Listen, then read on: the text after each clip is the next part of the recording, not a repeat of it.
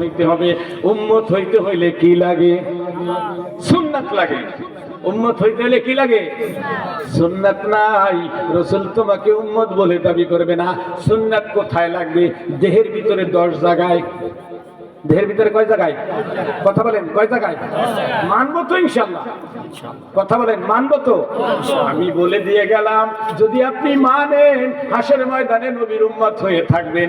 আল্লাহর হুকুম যদি মানেন আল্লাহর বান্দা হইবেন, যদি না মানেন মোরাদে মা নসিহাত বুদে গাছতেম হাওয়ালা বা খোদা কর দে মরতেম। আমার কথা আমি বলিয়া গেলাম, আপনি না মানলে আমার কিছু বলার নাই। ওমা আলাইনা ইল্লাল বালাগুল মুবিন। 10টা সুন্নাত দেহের ভিতরে থাকতে হবে, মাথার ভিতরে 5টা। মাথার ভিতরে কয়টা? দেখেন দি মিলে আসেনি। আমি মুসলমান আছি না হিন্দু না খ্রিস্টান আছি, একটু মিলে দেখেন দি। চুল ছোট রাখতে হবে। কি রাখতে হবে? চুল ছোট রাখতে হবে। দয়ার নবী মায়ার নবীকে আল্লাহ ফরমান মুহাল্লিকিনা রুউসাকুম, মাথা হলুদ করো, মাথা সাইজে ফেলাও। কার হুকুম? জোরে বলেন, কার হুকুম? বোঝার যারা বুঝবে, সবটুকু বলা যাবে না। আল্লাহর হুকুম, মাথা সাইজে ফেলাও। ও যুবক তুমি বাবরি রাখো। আবার মাঝে মাঝে দেখি যুবকের মাথায় ব্যান্ডও লাগায়। চুলের উপরে কি লাগায়? এ পিছনে একটু চুল নাই, উপরে এমন চুল 1.5 হাত লম্বা, ব্যান্ড লাগাইয়া। ওটা তো মেয়ে মানুষের পোশাক। তুমি কেন করছো বাজান? আমাকে জবাব দাও। যুবক তোমার কাছে কোনো জবাব নাই। তুমি ওই খেলোয়াড়ের কাটিং ধরছো, মদিনার কাটিং ধরো নাই। জোরে কোন ঠিক কিনা? তুমি মায়ের কথা মানো না, আব্বার কথা মানো না। তোমার মাথার চুল তুমি ছোট করো না। 2 নম্বরে মাথায় একটা টুপি রাখতে হবে। মাথায় কি রাখতে হবে? এই যাদের মাথায় টুপি আছে এদেরকে আরশের থেকে, এদেরকে আসমানের ফেরেশতারা, আমি আপনি আসমানের তারকা যেরকম দেখি, আমাকে আপনাকে আসমানের ফেরেশতা এরকম তারকার মতো দেখে। আল্লাহু আকবার। মাথায় টুপি রাখবো। মাথায় যদি টুপি রাখো, ময়দানে হাসরে সূর্যের তাপ লাগবে না। 3 নম্বরে মুখকে খাটো রাখো। মুখকি রাখো, খাটো রাখো। 4 নম্বরে দাড়ি লম্বা রাখো। যুবক তুমি তো দাড়ি রাখতে চাও না, ক্লিন শেভ করো। আবার কিছু কিছু সময় বিপদে পড়িয়া দাড়ি পুরা ফেলাইয়া দেয়। জোরে করতে কিনা? আল্লাহর জন্য দাড়ি রাখো, আল্লাহর রসুলের জন্য দাড়ি রাখো। দাড়ি রাখা ওয়াজিব। দাড়ি রাখা কি? কবরে 2টা জিনিস নিয়ে যাবা। কয়টা জিনিস বলেন? কবরে কয়টা জিনিস নিয়ে যাবেন? কথা বলেন, কয়টা? 1 নম্বরে দাড়ি। এই যে অবস্থায় আছি, এই অবস্থায় আমি এই নীল পর্দা পার হওয়ার আগে আমার আজরাইল আসতে পারে না। এই যে অবস্থায় আমার আজরাইল আসে, ওই অবস্থায় আমার মউত হবে না, আমি দাড়ি রাখার পরে হবে। ওই অবস্থায় মউত হবে। আমার মউতের পরে দাড়ি কাটার কারো হুকুম আছে? মোচ কাটার হুকুম আছে, শাড়ি কাটার হুকুম আছে, চুল কাটার হুকুম আছে। মউতের পরে চুলগুলো লম্বা ছিল, একটু সাইডটা ছোট করে দিলেন, এটা বেসাইজ দেখা যায়। সুন্নাত অনুযায়ী সাইডে দিয়ে দেওয়ার অনুমতি আছে। কিচ্ছুতে হাত দেওয়া যাবে না। যে অবস্থায় তোমার দাড়ি আছে ওই অবস্থায় তুমি দাড়ি নিয়ে কবরে দিবে পারি। আল্লাহু আকবার। 2 নম্বর, তুমি আল্লাহর কোরআনের 2টা সূরা, 5টা সূরা, 10টা সূরা মুখস্থ করছো। তোমার দেহের ভিতরে, সিনার ভিতরে আলাম তারা থেকে নাস পর্যন্ত সূরা ফাতিহা আছে। জোরে কোন ঠিক কিনা? তুমি 10টা সূরা মুখস্থ করছো। হাফেজে কোরআন 30 পারা মুখস্থ করছে। ওর ভিতর থেকে রাইখে দিয়ে, তুই হাফেজে কোরআন, কোরআন নিয়ে কই যাস? আমরা পড়বো না, কোরআন শরীফ তাকে থুয়ে যা, তোরে কবরে দিই। এরকম হবে?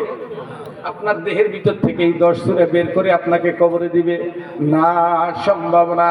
আপনি যে কয়টা সূরা মুখস্থ করছেন আপনার সিনার ভিতরে থাকবে। কবরে যাওয়ার পরে ওই সূরা কটা পাখির মতন হয়ে আপনাকে বুকের ভিতরে রাখবে। আল্লাহু আকবার। এজন্য কোরআন শরীফ মুখস্থ করবেন তো ইনশাআল্লাহ।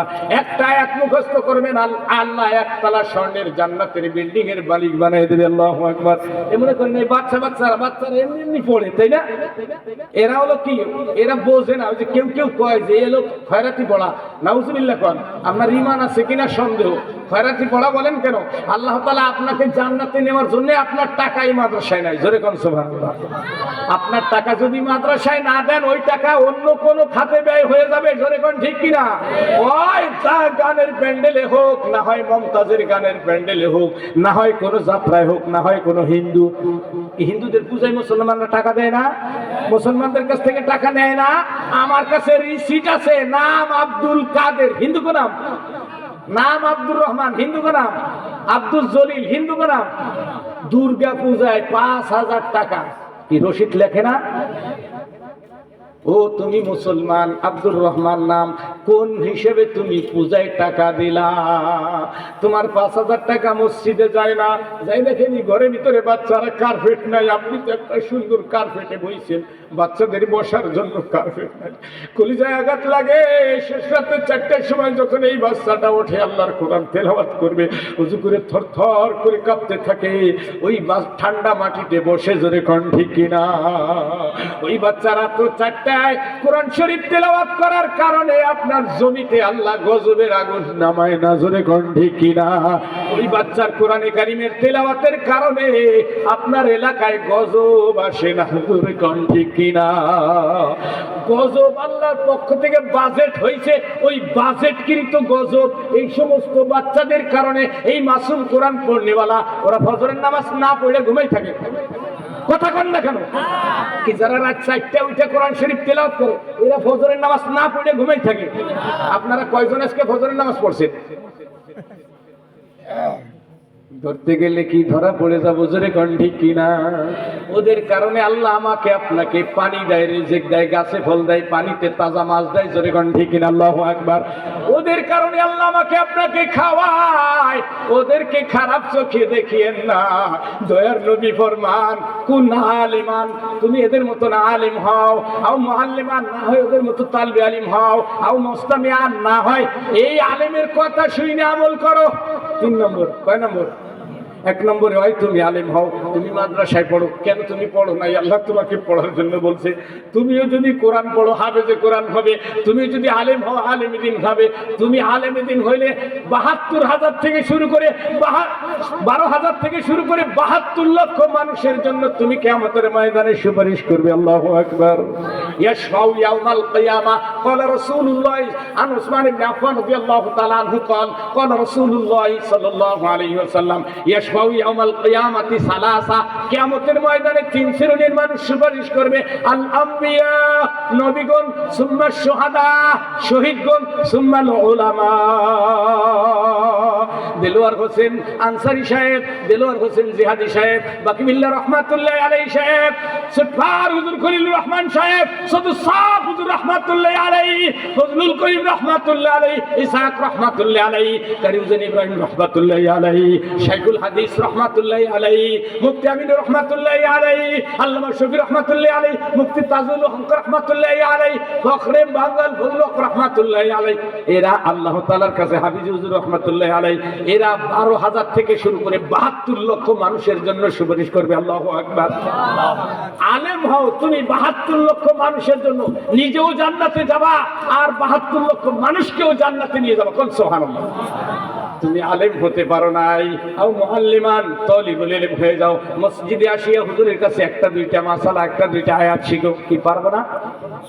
বহু মানুষের দোয়ায় কোনো এখনো ঠিক নাই, জোরে কোন ঠিক কিনা? এটা তুমি শেখো। এই যে আজকে জিজ্ঞেস করলাম একদিনে কয়টা সিজদা, অনেকেই কইতে পারে না। ইবলিস কয়টা সিজদা দেয় নাই? একটা সিজদা না দেওয়ার কারণে আল্লাহ গজবের পোশাক পরাইয়া ওর জান কবজ করাইছে, ওকে চির জাহান্নামী বানাইছে। আপনি আমি যদি দৈনিক 64 সিজদা না করি, ইবলিসের 1 সিজদার জন্য গজব পাইছে, লানত পাইছে। 64 সিজদা না দিলে তুমি আমি কি পাইব? রাগ করতেছেন? কষ্ট হইতেছে? দুরূদ শরীফ পড়ি, দোয়া করে দিই। এখনই তবারক দেওয়া হবে। দুরূদ শরীফ পড়ি। আল্লাহুম্মা সাল্লি আলা মুহাম্মাদিন ওয়া আলা আলি মুহাম্মাদ কামা সাল্লাইতা আলা ইব্রাহিম